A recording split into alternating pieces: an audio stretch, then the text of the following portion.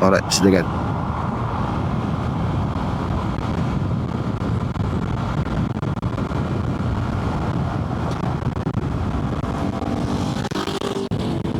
Oh, Ducati Street Fighter. Oh, kau ni bang, mantap bang. Oh, banyak lah kereta. Yang kata banyak kereta.